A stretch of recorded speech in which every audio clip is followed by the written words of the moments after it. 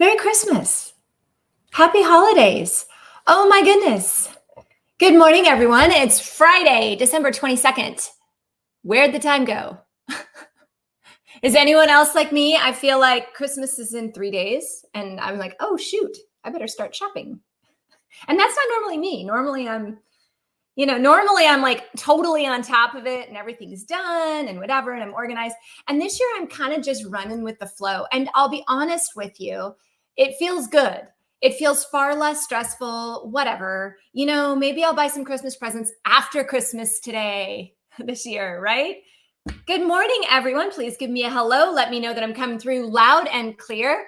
I am live on 4 platforms at the moment: YouTube, Facebook, Instagram, and LinkedIn. So there's a lot going on this end. And first of all, I'm really happy to be back. And I had to cancel the live at the last minute last week, and I am so sorry about that. But I caught that nasty bug going around, and it was just a horrible cold. But on Friday, even though I was feeling better, every time I talked, I coughed.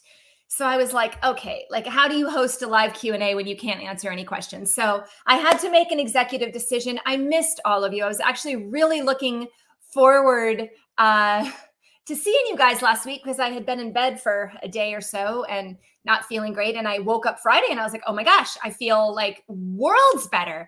But I couldn't talk. So I am very grateful. And this is a good point here for many of you that maybe are also sick right now. I know a lot of people are sick right now. I was just grateful that my body healed, and I thought, you know what? Yeah, was it a great time to get sick? No, but it was rather quick. My body did its job. I'm not going to be sick for Christmas. So, you always have to find the positive in it. We do have to get sick every so often. It's been 2 years since I've been sick. So, I needed a couple days, I guess. And I've been running ragged. Do you guys know that when you have adrenal fatigue or you're under stress and you just run, initially in the earlier stages, you don't get sick because your body's like, I just got to get through this. I just got to get through this, right? But then as soon as you get through that or you get close to it, your body will chill out. And when it chills out, it'll be like, oh, okay, go ahead and hit me. And it'll let you get sick. So it's kind of a catch-22, but that's what happened to me. Merry Christmas, Naya. How are ya? Hello, we love you here in Mexico. Aw, gracias. Thank you. I don't speak a lot of Spanish, but some. So I see everyone joining in on Instagram. So nice to see you guys. Once again, sorry I missed last week. So this is a live Q&A. I'm Dr. Trisha Pingel, and also known as the Adrenal Whisperer, and many call me the hip hop adrenal doc because I do love to dance. Not dancing this morning, but that's okay. But I'm here to answer questions. I'm here to have a conversation, particularly as it pertains to stress. Let's talk about the thyroid. Let's talk about the gut. Let's talk about hair, skin, nails. Let's talk about energy. Any of you feeling burned out right now? I find sometimes the holidays lift you up and give you more energy. Like, I get a lot of energy off that. If I go out shopping and everyone around me is like in a good mood, I find it enjoyable. If I go around, everyone's like snappy and bitchy and whatever else, I don't have a great time, right? So how about we all just put that positive energy forward so we can enjoy the holidays? I feel like 2020 and 2021 took 4 years, and now we're catching up in timeline, but people are getting happier again, which is great. So let's see.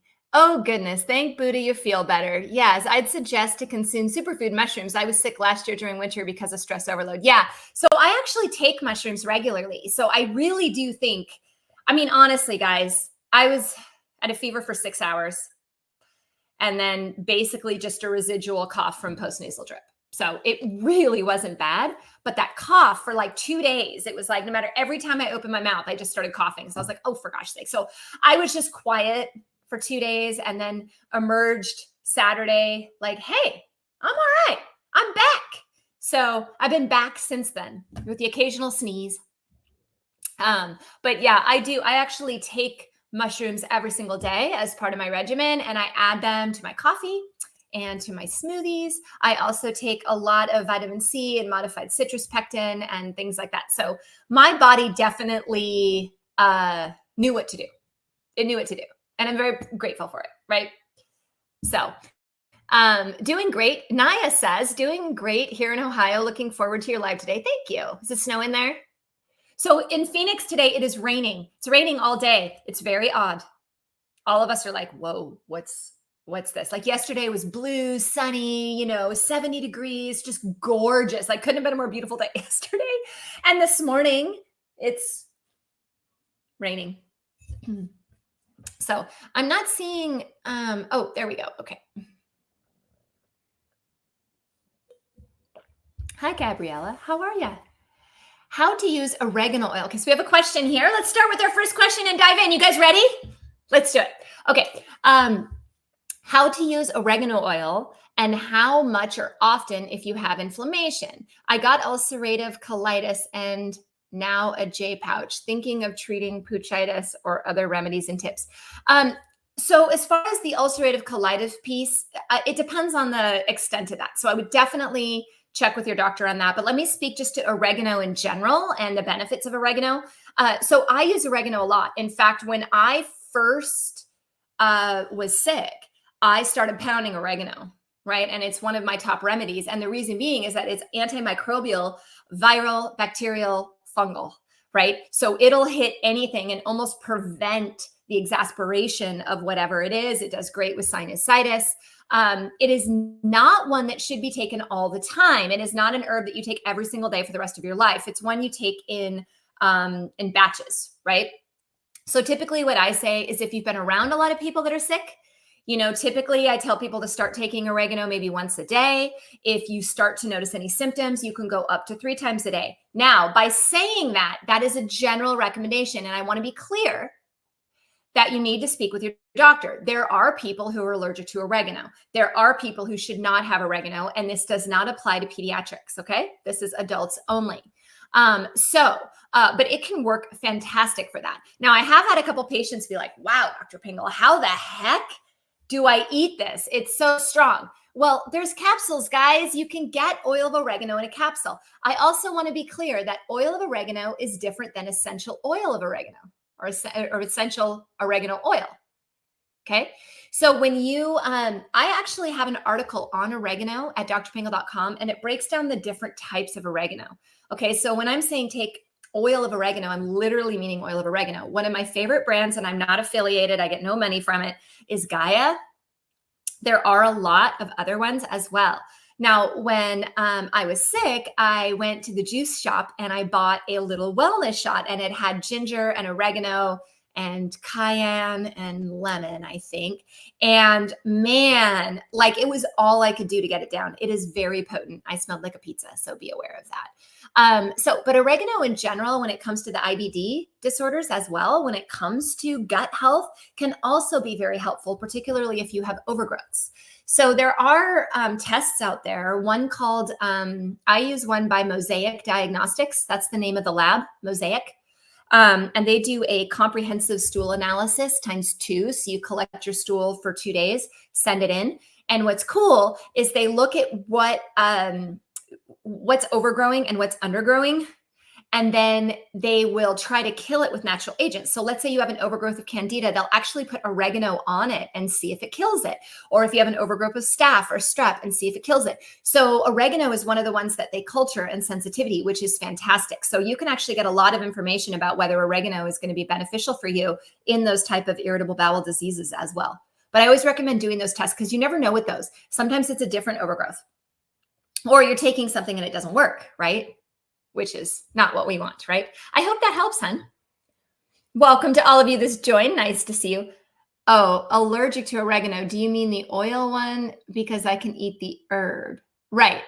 Oil of oregano is the oregano extracted from the oregano plant, right? So you can take the herb, but you would have to take much higher dosages. And I do believe I talk about that in that article too. But yeah, if you're trying to get it full potent, use oil of oregano. But that is not the same as the little essential oil that you diffuse, okay? That is not the same. Cool? Please name again the shot you took. I got it at a juice bar, so it was made for me, but I'm pretty sure it was ginger, oregano. It was oil of oregano. I can tell you that because it was really potent. Like the oregano was like, whoa. A lemon and cayenne. I think. Oh, and apple cider vinegar. It had apple cider vinegar in it. So those combination right there, when people say, what should I take when I'm sick? What I just mentioned is right there. Apple cider vinegar, oregano, ginger, lemon, and cayenne. Yeah, yeah. You're welcome. Shani, I see you trying to join my live. I can't join with the live. There's just too many windows. But if you want to type your message, I will answer it. Okay? Oh, wow. Look at Facebook. We got lots of questions, lots of stuff going on over here. Let me catch up. Oh, my goodness. Oh, right. Aaron asks, what is your best recommendation for a stubborn cough, and any recommendations for people who are extremely sensitive to cold weather? First of all, I'm going to start with the fact, assuming that the stubborn cough is post-viral at the moment, and I'll get to another reason too. So if it's a post-viral cough, honestly, guys, the best thing I found, and this is what I did myself, is steaming. Getting in a warm shower. If it's a croupy type cough, like a barking top cough, you would steam in the shower warm and then go outside in the cold. And so what I did with my illness is I woke up every morning and I steamed in the shower, and then I used the nasal lavage, okay, to get anything out of my nose. Because if you have a stubborn cough, here's what's happening, guys. First of all, determine, is it in the throat or is it in the lungs? And you can tell that by the cough. So a lot of the times the post-viral coughs are more in the throat, and they're happening because stuff is draining, right? And it prompts a cough. It prompts the cough reflex. So if you're not coughing up a bunch of stuff, it's just more the stubborn dry cough or the stubborn cough, doing things like steaming and the neti pot or lavage can help because it cleans out those sinuses. So I do find oil of oregano is also helpful with that. Now, and that's honestly the best thing I found. I mean, I use Manuka honey a lot just to soothe the throat. Trying to think of some of my others. Apple cider vinegar during acute illness, doing gargles with apple cider vinegar can help kind of kill off the bugs back there. The other reason a cough would be stubborn would be reflux. So that would be a gut issue. That would be regurgitation of acid coming up, right? And that prompts a cough. So you have to determine, is it post-viral or is it GI? Treatments are different for both. Yeah. Recommendation for people who are extremely sensitive to cold weather. I am extremely sensitive to cold weather. There's a tidbit about Dr. Pingel. I hate cold weather. Like, I grew up in Seattle. As soon as I was old enough to get out of there and come to Arizona, I did. Like, I was like, I'm done. And that's not even that cold. It's just wet. I really do not do well in cold weather. And in fact, any symptom I have will exasperate if I'm in cold weather. So if I have a virus and I have a warm blanket, I feel great. If I walk outside and it's freezing, all my symptoms will come back, right? It's just me. So my best advice would be lots of movement because it keeps the blood flowing, keeps things moving. You can definitely use heat. Obviously, we would want to rule out anything medical that could be causing that, like any autoimmune disease, thyroid issues, such. I am just a very tiny person. I don't have a lot of fat on me, so I am cold a lot. Right? And I think some of us are just born that way, right? So figure out if it's medical. If it's not, I mean, recommendations would just be keep yourself warm, and good thing to know about yourself. Good morning, Jim. How are you? Early Merry Christmas to you and your family. Thank you. I'm excited. I'm ready. I've got things ready to go. How we doing on Instagram there? You guys are quiet. Did I lose you? No snow in Ohio. I was hoping for some for Christmas, but it isn't in the forecast. I really love snow. It'll probably come to you after because it's raining here. So it's probably just going to keep moving, right? Could you specify the kind of oregano? Right. Oil of oregano. Hi. Good day, Mary John. How are you? What can I give my grandbaby for gassy colic baby? First of all, I usually find that babies have intolerances to dairy when they have a lot of colic. So look at the diet. What are they eating? Are they breastfeeding? Are they using formula? If so, consider changing it. One of my favorite things when my babies were little was I just gave them a really good stomach massage, right? Just around in circles, left to right. And sometimes they like a little bouncing. Now, outside of that, there are some homeopathics that are used for this. I believe chamomile is one of the top ones. Now, that's not a chamomile plant, guys. Homeopathic. You'll see it in the infant section. Go to the infant section of Whole Foods or Sprouts and look for the homeopathics, okay? The other thing is just using something like Milacon, just the normal, it's a dimethicone drop that really helps ease that colic. Depending on the age of the grandbaby, like sometimes they're still developing and they just have gas and colic. If this is a consistent thing, I would look to the milk for sure and see if it might be causing a problem. How are we doing on Instagram? I'm losing people. Am I boring today? Should I call it a day? Should I be like, forget it? I'm out. I'm here for you. Throw it at me. I hope that helps with the colicky baby. Would nebulizing oregano essential oil help with flu? No, I would not nebulize oregano essential oil, hun. It's way, way, way, way, way too strong. Way too strong. I honestly, when I do those steam showers, which I do during flu as well, I put eucalyptus essential oil on the floor of the shower and let it just vapor up. But yeah, I wouldn't nebulize oregano. No way. No way. No, no, no, no, no. Not recommend that one. I do not. Have you guys ever tasted oregano? I mean, it's hardcore. Hardcore, hardcore. You guys are so quiet today. Do I need to dance? I don't have any music to dance to, but I could put it in my head. Anyone else feeling the stress of Christmas? Or are you chill? I'm remarkably chill this year. I just really am. It feels great. Maybe as we get older, we're just like, forget it. Like, who cares about the little details, right? Or just do what you can do, and then that's all you can do, right? Merry Christmas. Thank you for you and your family. It helps. Well, you're welcome. You're welcome. Anyone out there on YouTube this morning? Say hello. It tastes harsh. Regarding the oil of oregano, it tastes harsh. I imagine it tastes like motor oil. No, you know what tastes like motor oil is black cumin seed oil. Literally, I've never drank motor oil, but I would like to imagine that that's exactly what it tastes like. It's not that bad. It's just really, it's like, woo. I mean, it just hits you. Now, it does open the senses, right? Opens the sinuses. So I see you guys joining in. Ask some questions. Hello. Hi, Carrie. How are you? Ask some questions. Throw them at me, guys. I caught up, which means I'm ready for the next question. So we've talked about the cold and flu, right?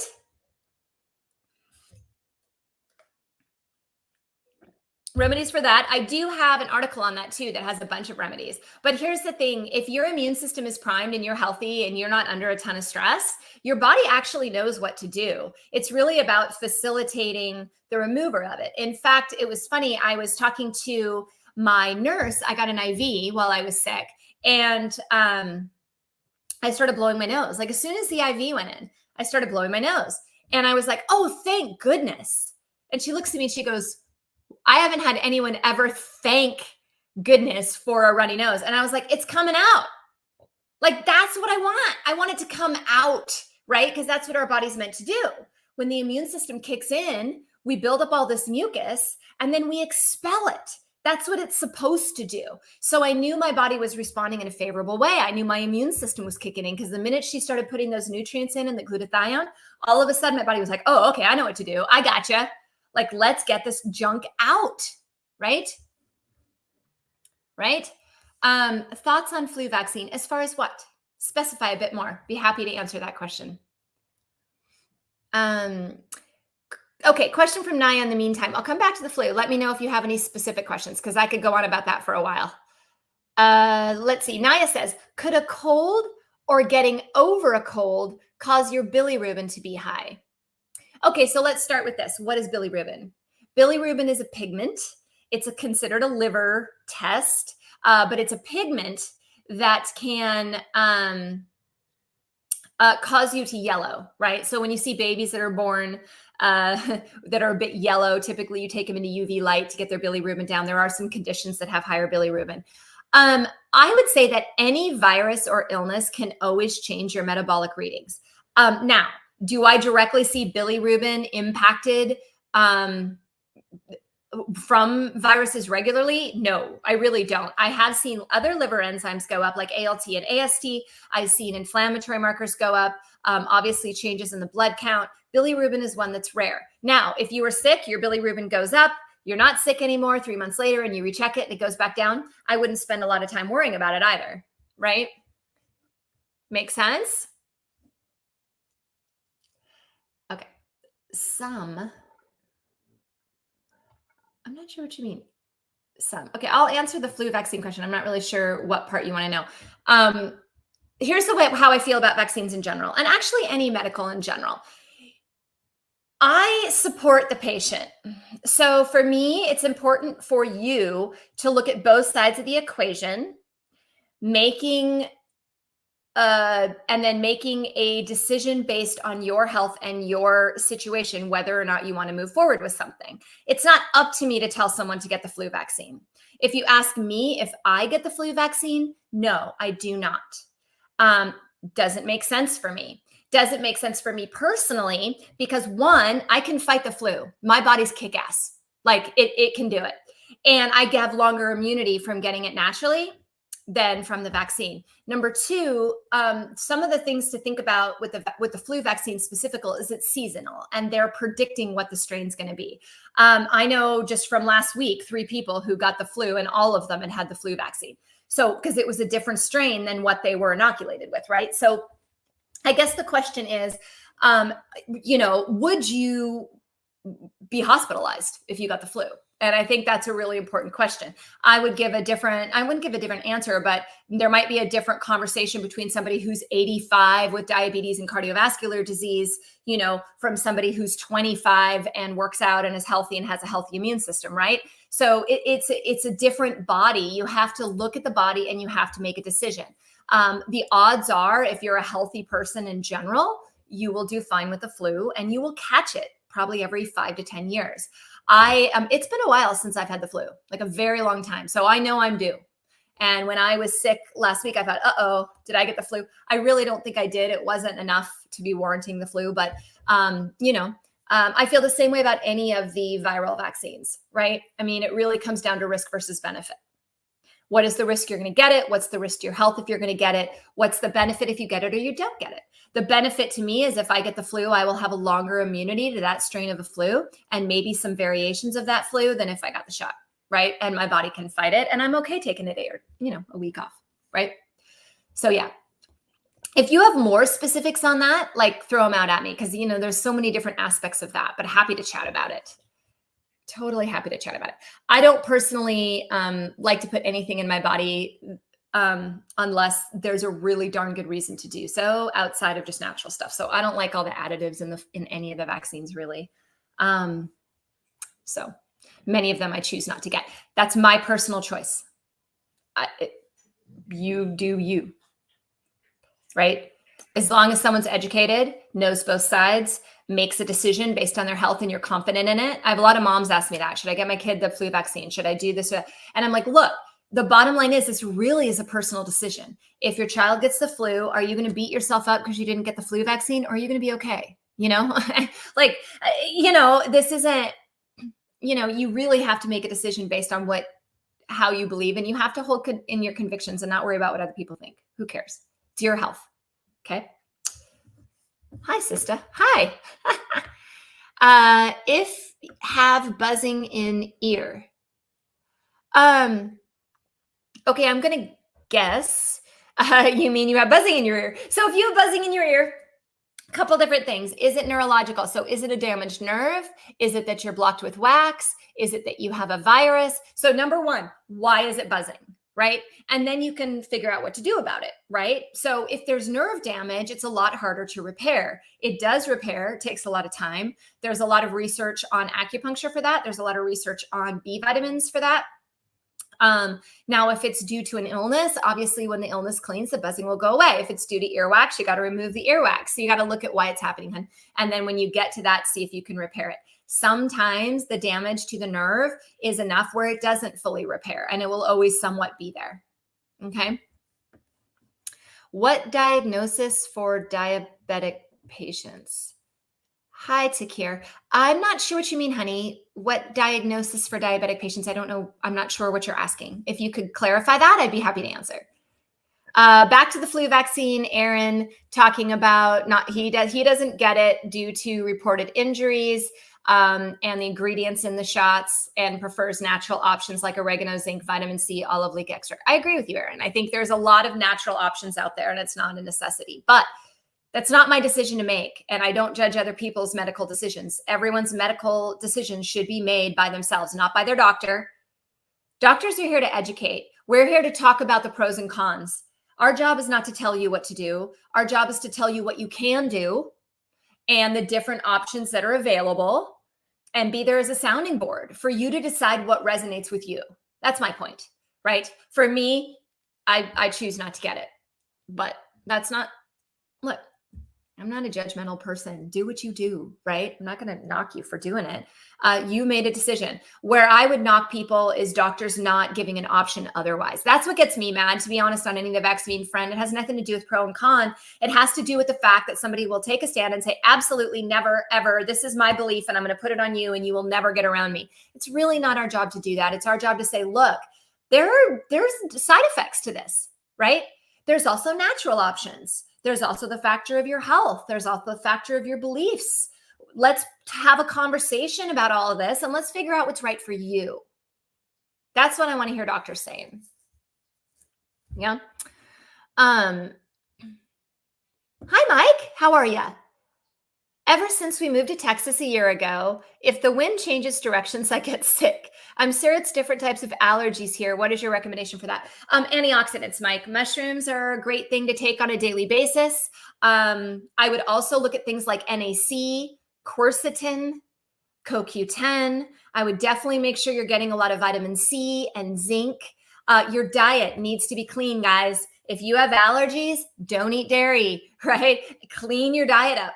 Right? So if you're exercising, moving the lymphatics every day, I think that's really important. So proper nutrition, exercise, moving lymphatics, getting things moving every single day, looking at those supplementations that help support immune system. And then also mindset, right? Not letting the stress get to you. If you're stressed out, at some point you will get sick and it'll hit you harder than it will anyone else. Yeah. In fact, one of the symptoms of adrenal fatigue, guys, is chronic allergies. And if you noticed, the 4 things I told you to do were my 4 pillars, right? For adrenal fatigue. They apply to pretty much everything. Yeah? Yeah. All right, Westy Weave, I see ya. What do you suggest? I have a functional endocrinologist tell me to carb cycle after I do keto for 3 weeks. Should I concentrate on cutting out sugar, dairy, or gluten first? I want to do it gradual. I don't know, honey. Look, if the functional doctor has a protocol that works, right? And then I come in and I'm like, oh, no, you should do this or that. I'm just confusing the issue. I would say whatever they tell you to do, give it a try for a certain length of time. So ask them, how long should I try your way before we decide whether it's working or not? And let's say it's 3 months. Okay, we're going to do this for 3 months and then we're going to reevaluate. And if you find that it doesn't have that benefit to you, you're not getting what you need out of it, then look at that. Now, if you're doing carb cycle and keto, you're not doing dairy and gluten anyway, and you're not really doing sugar either. So, you're going hardcore at it, right? As many of you know, I'm not a huge fan of keto. It can be done correctly, but to me, it's just so much work. It's not sustainable. And for me, health is about being sustainable.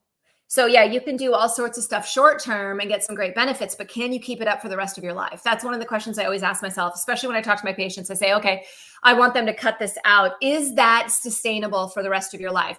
A lot of people would say, I can't cut out dairy for the rest of my life. There's no way. I'd like to argue you can. I can. There's so many alternatives. But when you're doing something like a full diet like that, where you're eating like such minimal food, you can't even go out to eat. Like that's hard. You can go out to eat and not have dairy. That's pretty straightforward. You can go out and eat and not have gluten. There's so many options out there now. You can't necessarily do that with some of those. So I would say, give it its due diligence. Work with that doctor, right? Listen to them. do what they say to do and then reassess. And then if it's not working or it's too much for you or you need to know more gradually, talk to your doctor about it. Don't just ignore them. I love to hear from my patients. Nothing makes me sadder when I don't hear from a patient. Because I want to know, is it working or not? Right? Okay. Oh, you're welcome. I hope that helped answer your question about that. Okay, I have more on Facebook. How much time do we have? All right, we got a few minutes, guys. If you have any other questions, hop them on. No one on YouTube this morning? Quiet day on YouTube. Hey, would you guys do me a favor? If you haven't followed my YouTube channel yet, I would so appreciate it. I have a revamp coming in 2024. I'm going to put out more educational stuff. I really would love to have you all there. And a lot of your questions are what dictate the videos. So I really appreciate these questions because they help me come up with the content that I need to put on the YouTube channel. So go to YouTube, type in Dr. Trisha Pingel. I believe it is at Dr. Trisha Pingel. You should find me. Okay. Eve has a question. What do you think about using elderberry tincture? Okay. What other tinctures for health, such as shiitake? It's funny. I've been eating shiitake mushrooms in pretty much every meal for the past week because I was sick and I was like, okay, I got to throw these in here, right? Elderberry. Elderberry is great for early onset if you get it right away. So you just were exposed, you're just starting symptoms. Elderberry can be has been shown in numerous studies to shorten duration. Now, I believe it's only really been shown in the flu. I haven't seen many studies with cold. Okay. So, and I haven't seen any studies helping COVID or things like that. I've seen it with the flu specifically. A lot of the times you don't know what you have, right? So you just get sick and you just start shoving things in. Elderberry is not one that I run to right away, but I do with my kids quite a bit. As far as prevention, I don't know if there's a lot of studies on it preventatively, but it's not going to harm either. Other tinctures for health. Shiitake, like I said, I do it in a mushroom powder and it's a combination. It's like lion manes, maitake, shiitake. It's a whole bunch of them that I do regularly, not only for the immune part, guys, but for the adrenal health. Did you know that those mushrooms help adrenal health? They help reduce stress. They're on top of benefiting your immune system. So for me, they've been a real valuable player in my health overall. I also love to cook with them. So like yesterday for lunch, I had a little bit of leftover rice. So I did some shiitakes. I think I did a little bit of cremini, onions, spinach, some tofu, stir-fried it all up, kind of like a fried rice with some coconut aminos. It was really good. Was really good. Erin's posting a study. All right, we'll have to look at that later. I can't see it. They may knock you off for that, Erin. They don't like it. Facebook doesn't like it when you post stuff like that, even though it's intended well and probably a great study. They might kick you off. So, all right, it's very quiet today. So I may sign off here in a moment unless you guys have any other questions. Last chance. Merry Christmas. Love you so much. Your book has been so helpful for me. Oh, thank you. Guys, I do have a book. I don't have it with me in the room. You can see Hank back there is the only person I brought with me today. Total Health Turnaround. So if you're looking for a last minute gift, you're looking for something for yourself to help go into the new year with, refound health. You want to learn more about how stress is impacting your health and all these things we talk about, right? It's in the book. It is Total Health Turnaround. You can find it on Amazon. You can find it on my website, drpingel.com. If you order it from drpingel.com, I do sign it for you. So if you'd like a signed copy, order it directly from me. At Amazon, I can't sign. Elderberry is native Indiana plant, so we are able to get raw elderberry syrups. Ooh. Yeah, if I could make my own elderberry syrup, it might be a little bit different. So good. So good. All right, got a question from Mary John. What do you think of red rice yeast and CoQ10? Okay, so let's talk about what those are used for. So red rice yeast is used or marketed as an alternative to statins, okay? Because it blocks the enzyme, the same enzyme that a statin blocks, okay? With that said, it can also potentially have the same side effects, usually far less severe. So typically, If I decide we need to block that enzyme, which I'll be honest with you guys, is very rare. Okay. I don't like to block things. I like to figure out why is the cholesterol high in the first place, and have we made a good go at lowering stress, improving nutrition, exercising every day? Have we put everything forward? Have we laid it on the table and tried to lower the cholesterol without using a statin? That's the first question. If the answer is no, start there. Take 6 months, give it everything you have. Go for it, right? Try to lower it naturally. Lowering stress is one of the best ways to lower cholesterol. Why? Because cholesterol makes cortisol. Okay. I talk about this in my book. I really do. I talk about the breakdown of it. Now, if we get to a point where we've done the lifestyle measures, you're doing them, and there's still a question of should we be blocking this enzyme, I would go to red rice yeast before I'd go to a statin. Okay. And see, do we get a change? I will also mention that the type of cholesterol that's high matters as well. If it's your triglycerides that are really high, a red rice yeast isn't going to do much about that because it's blocking the LDL. Okay. Triglycerides are dietary fats. So one, what's high? Is it the total cholesterol, the triglycerides, the LDL, the HDL we want high, the LDL or the VLDL? Or, and then have you done the lifestyle measures to actually lower it? Have we done a full evaluation and a full workup? And what's the inflammatory marker? So there's a few things to consider there before using red rice yeast. If you choose to use it, use a high quality one, please. Please don't buy it at Costco. Come on. It's not going to work. High quality, get it from a naturopath or a doctor who actually can get quality supplements. CoQ10 is part of as in the mitochondria as part of transfer of energy. It's also something that's depleted when you use a statin and can be depleted with red rice yeast. So you'd absolutely use CoQ10 as well. In fact, if you were to say to me, what would you use? You're doing the lifestyle measures. I would use the lifestyle measures plus the CoQ10 well before I'd bring red rice yeast into the picture. Does that help answer that question? Did you guys follow me on that? Give me hearts if you did, or thumbs up. Or yes. Ooh, I want to buy your book, says Soraya. Yes, drpingel.com. Total Health Turnaround. It's pretty too. It makes a great little coffee table book as well. Thank you. You followed me. I appreciate it. Thank you for the hearts. I love it. I got to make sure I keep up on that, right? Yes. Okay. That's really important. So many people jump to blocking things. Think about a freeway. If you have a freeway and you're trying to go and all the exits are closed, what are you going to do? You're going to find another way around it, right? That's exactly what your body does, right? It has a freeway. It has something it's trying to do. And if you come in and you block it with a statin, it's going to say, whoa, wait a minute. I'm going to have to take this exit. And that's where the side effects come in. So you want to minimize blocking as much as you can. Sometimes you have to, but not forever. And if you are going to block it, provide a detour for the body. Say, okay, I'm going to block over here, but I'm going to open up an extra exit over here so that I'm going to force you to go this way. And that's what natural medicine does, which is different from conventional medicine. So let's talk about that because this is an important point. Conventional versus more natural or functional. Conventional blocks the highway exit and doesn't give you an alternative for how to get around it.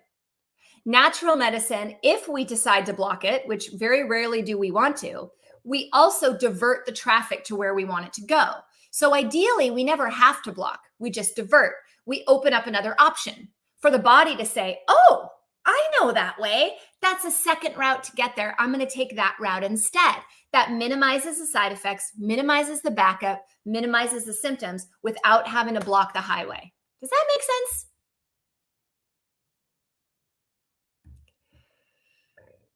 Going to run out of gas. Oh, yeah. All right. LDL is high, 166. Okay.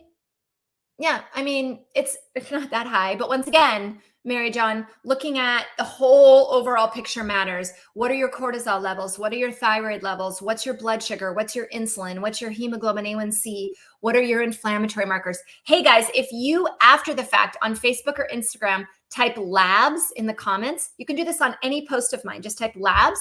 I will DM you a lab list, a link to a lab list, so you know what to run with your doctor. Yeah? Why are all doctors pushing statins today more than ever? Oh boy.